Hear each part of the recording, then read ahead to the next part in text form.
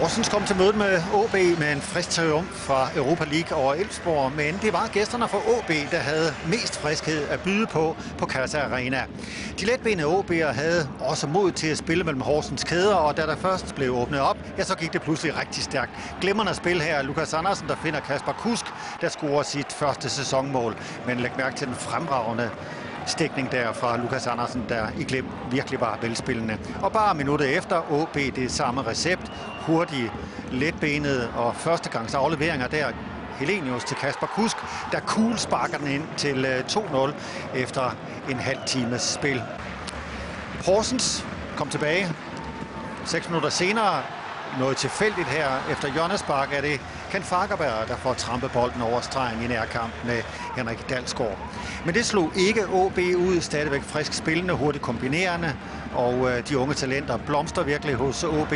Niklas Helenius får bolden her, der Troels Kløve slet ikke får clearet ordentligt. Han er heldig, at bolden rammer Janus Drachmann, og dermed snyder målmand Frederik Rønnow. Niklas Helenius klar til landsholdet på onsdag, 3-1 til OB ved pausen. I anden halvleg var det Horsens, der pressede, havde det meste af spillet, men 10 minutter før tid OB i angreb. Anders Due lægger over til indskiftet Jeppe Kurt. Til den anden indskifter Mathias Wigman, der fra en spids vinkel kan cementere OB's sejr på 4-1. En fortjent sejr til OB over et lidt tungt udseende Horsens hold. Men OB'erne har i den grad meldt sig ind i Superligaen igen og overhalet med sejren i dag Horsens i tabellen. Men hvad siger det om jer, at I kan gå herned og vinde 4-1? Jamen det siger, at vi er et pisse godt fodboldhold. Vi har en masse unge, gode gutter, som gør det rigtig godt. Vi skal stadig bygge på, men der er krummer i det her hold. Så I tager en masse med videre? Ja, 4-1 i Horsens, det er ikke så tit, det sker. Jeg ved godt, I kun har spillet 3 kampe på hjemmebane her, men I har stadig ikke vundet. Er det begyndt at blive lidt frustrerende for jer? Jeg tænker ikke så meget over, om vi vinder eller taber på hjemmebane. Jeg tænker over, hvordan vi spiller. Og i dag, der synes jeg, at vi spiller fint fodbold, men der skal ikke meget til. Altså, hvis vi taber den op på midtbanen, så skal der ikke meget til, før den ligger nede i eget mål i dag. Det er frustrerende, og det er selvfølgelig noget, vi skal arbejde på. Jeg synes, der har været tendens til, at vi har fået lidt for mange lette mål. OB beviste i sidste spilrunde mod Horsens, at den offensive del af spillet for alvor begyndte at fungere. Spillere som Lukas Andersen, Helenius og Kasper Kusk sprudler, og i indledningen i aften mod FC Midtjylland var det en helt fjerde højrebacken, Henrik Dalsgaard, der viste sig flot frem. Først med en god afslutning, og få minutter senere er han igen i godt gennembrud på højrekanten og et godt oplæg til Niklas Helenius. Men det ender i sidenettet. Men flot indledning af OB. Det var OB, der dominerede. Nordjyderne kørte nærmest rundt mod et FC Midtjylland-hold, der var ramt af både karantæner, skader og spillere, der havde spillet landskampe. Efter 20 minutter kom det fortjente fyringsmål til OB. Igen kvikt, bevægeligt opspil af OB'erne. Lukas Andersen, Mathias Wigman og der Helenius til 1-0, hans 3. sæsonmål. Man skulle helt frem til første halvleg sidste minut, før Midtjylland havde en afslutning inden for målrammen. Det er den indskiftede Jude Nwodo, der afløste en skadet Morten Duncan Rasmussen midt i første halvleg, der får testet Nikolaj Larsen. Og så sluttede de første 45 minutter med 2 kæmpe chancer til OB. Først til Niklas Helenius, der vel bør score her, og i hvert fald, hvis han skal fortsætte på landshold. Og måske en endnu større chance til Lukas Andersen, der var en håndfuld for et tamt Midtjylland-hold, men forbi mål. Så 1-0 til OB ved pausen. De burde have ført med mindst 3-0, så Midtjylland var stadig med her 6 minutter efter pausen, men altså ikke ret længe. Hjørnespark til OB, og det er Lasse Nielsen, der har hovedet på og bliver noteret for et mål for anden hjemmekamp i træk. OB slækkede på tempoet efter en fremragende første halvleg, men knap midtvejs i anden halvleg viser Niklas Helenius, at han også har det helt store overblik. Han venter på Kasper Kusk, og så står det 3-0 til OB, mens FC Midtjyllands forsvar bare står og kigger fodbold, fuldstændig tappet for selvtillid efter at være udspillet i lange perioder. Og til sidst viser Niklas Helenius, at han også kan fyre af udefra. Fremragende afslutning, der tager stolpen, og dejligt, at en dansk angriber tør gøre det. OB har fået en fremragende start på sæsonen, 11 point for de første.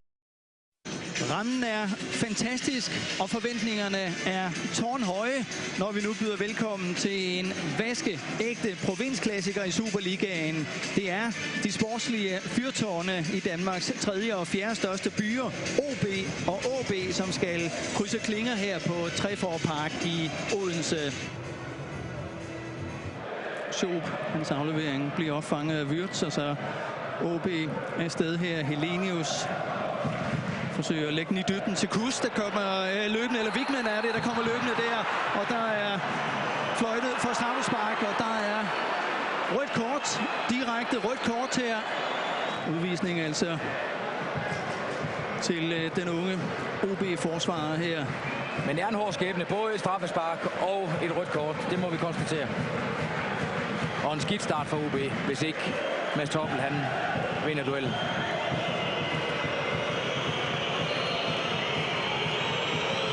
Det gør han ikke. Helenius 1-0 til OB. 2 minutter er der spillet på Trefor Park. Og der er blevet helt stille lige nu. Ja, der er meget stille. Christensen får en fin langt videre her. Esben Rude lægger den ind foran mål og Skovgaard. Ja, meget, meget tæt på udligning her. Glimrende OB-spil. Trods en mand i undertal.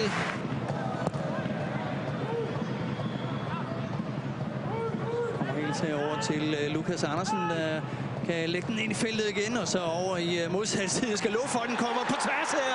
Og så har vi 2-0-scoringen til OB her. Augustinusen står inde på linjen og skubber den det sidste stykke ind over stregen. Og det var ikke en regn at gå til pause på. Og når man tænker på alt det gode, de har præsteret her med en mand i undertal, så havde de egentlig noget positivt at snakke om. Men nu er de så lige pludselig nede med 2 forløb. Og nu bliver det 3. Sådan. Det er meget godt, og det er meget effektivt. Det er en fantastisk aflevering, og det vil man sige, det er ikke første gang, vi ser det i dag, at OB-spillerne løber i ryggen på OB's forsvar. Patrick Christensen her vender rundt. Lukas Andersen, der gør hen. Øj, det er genialt, det der! Fantastisk aktion her. 4-0 til OB'erne. Sparke Finde og 2 OB'er, der ryger på den. Stille og roligt spil herude, og Patrick Christensen der, så laver Lukas Andersen skudfinten, og ingen chance for Mads Toppel. Så viser han altså det enorme format, han har, og talent, Lukas Andersen. 17 år gammel, og udtaget til U19-landsholdet i øvrigt, der skal møde Sverige og Norge her i begyndelsen af september måned. Det er slut på Trefor Park. OB rejser hjem med en sejr på 4-0 over OB. Tangerer dermed deres største udebanesejr mod OB i Superligaens historie. Helenius, Augustinusen, Dalsgaard og Lukas Andersen var OB's målscorer i det her opgør. OB spillede 10-11 stort set hele kampen. 8. spillerunde blev skudt i gang på Haderslev fodboldstadion med mødet mellem Sønderjyske og OB. Johan Absalonsen debuterede for Sønderjyske. Han havde skiftet fra FC København få timer, inden opgøret blev sat i gang. Første halvleg var temmelig chancefattig. Her gennembrud fra Henrik Dalsgaard, men i sidenettet. Og vi skulle faktisk frem til første halvlegs afsluttende minutter, før der kom hul på målbylden. Det var Lasse Nielsen, der bragte OB foran, og det skulle vise sig at blive en kold spand vand i hovedet på Sønderjyske. Et hold, der har problemer for tiden og kom til kampen her med 2 nederlag i træk. For i anden halvleg inden for få minutter, ja, der faldt det sammen for sønderjyderne. Jeppe Kurt udnytter en glimrende tværbold fra Niklas Helenius og øger til 2-0. Jeppe Kurt, der var i startopstillingen efter at Lukas Andersen samme dag var blevet solgt til storklubben Ajax Amsterdam. Og Jeppe Kurt, ja, han greb i den grad chancen. For der skal ikke gå mange minutter efter træfferen til 2-0. Uro i Sønderjyskes bagerste geleder, og Jeppe Kurt, ja, han udnytter situationen. 3-0 den her gang. Dalsgaard med indlægget. Bjørn Poulsen, der igen vikarierede i midterforsvaret, tester Opdal tæt på selvmål. Ripost til Kurt. Der var ikke meget bid over Sønderjyskes offensiv. Tættest på var Daniel Christensen, den tidligere OB'er med den her flugter. Men de kom ikke på måltavlen, Sønderjyske, i kampen. I stedet blev der sat punktum, og et fantastisk spektakulært et af slagsen af unge Kasper Kusk. Se bare her, få minutter før slutfløjt. Drømmemål af Kasper Kusk. Hans 4. scoring i sæsonen. Og igen må Kent Nielsen konstatere, at han og OB'erne vinder med 4-0 på udebane. De gjorde det mod OB senest, og nu altså også i Haderslev mod Sønderjyske.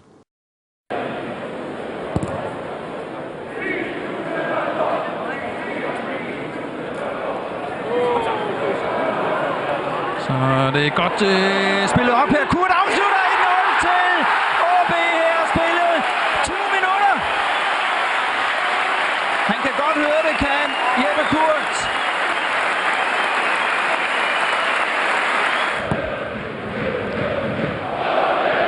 OB'erne kommer igen her. Helenius. Og så kommer Dalsgaard i et af sine velkendte overlap herude. Forlagt det godt på tværs her. En god mulighed, der bliver til OB'erne.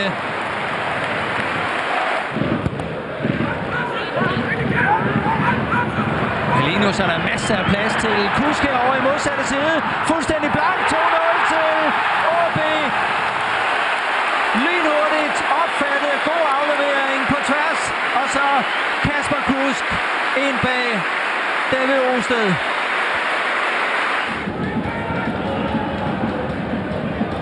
Riese ligger her.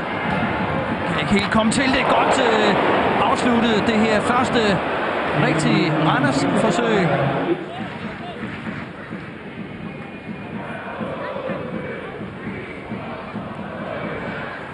Det er fint. Det Randers får lavet her. Og så tager de chancen langt udefra her. Ja, det er faktisk ganske udmærket forsøg til Nikolaj Larsen. Han var langt ude af sit mål. Og hjørnespark til OB her. Det var meget, meget tæt på her. Også i anden omgang. Og der kunne de altså virkelig have lukket det derinde. Lagt den videre. Det kan være, at der bliver mulighed alligevel her. Yes, det gør der! 3-0 til OB. Kasper Kusk. Anden gang i opgøret her. Masser af plads til Dalsgaard derovre i modsatte side.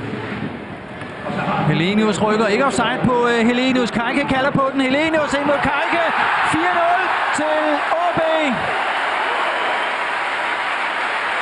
Meget, meget uselvisk af Niklas Helenius. Og så kan alle i OB-lejren og på lægterne strække armene i vejret. Det ender altså med en 4-0 sejr til OB.